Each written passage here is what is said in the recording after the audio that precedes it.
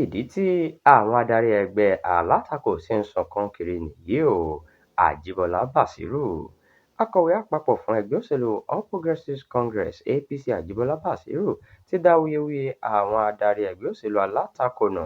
Ó ní ṣe ni wọ́n ń sọ̀kan káàkiri nítorí pé wọn kò ráyè láti kówó ìlú jẹ dípò tó yẹ kí wọ́n nífẹ̀ẹ́ àwọn aráàlú lọ́kàn.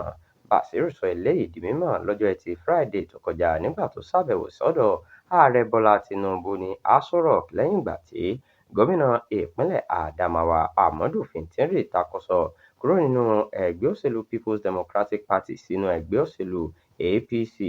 Ẹgbẹ́ òṣèlú APC ló fèsì sáwọn ìpàdé àpapọ̀ táwọn adarí ẹgbẹ́ alátakò ṣe níbẹ̀rẹ̀ ọ̀sẹ̀ tó kọjá.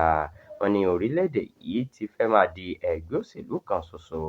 Bàṣírù ní ìdí tí ọ̀rọ̀ ọ̀hún fi ń pa òun lẹ́rìn-ín ni pé kì í ṣe nítorí ìfẹ́ àwọn ọmọ orílẹ̀-èdè yìí ni gbogbo wọn fi ń pariwo káàkiri bí kò ṣe nítorí ikùn wọn.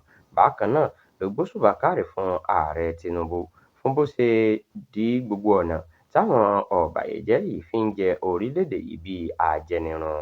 Pẹ̀lú bí gómìnà Fintiri ṣe darapọ̀ mọ́ ẹgbẹ́ òṣèlú APC báyìí, ó ti wá di ìpínlẹ̀ 30 tí ìṣèjọba APC ti wà báyìí lórílẹ̀-èdè yìí. Bàṣírù fi kún ọ̀rọ̀ rẹ̀ pé àwọn ọmọ orílẹ̀-èdè Nàìjíríà ń jẹ ìgbádùn ọrọ̀ ajé àti bí Ààrẹ Tinubu ṣe ń darí orílẹ̀-èdè yìí lọ́wọ́lọ́wọ́.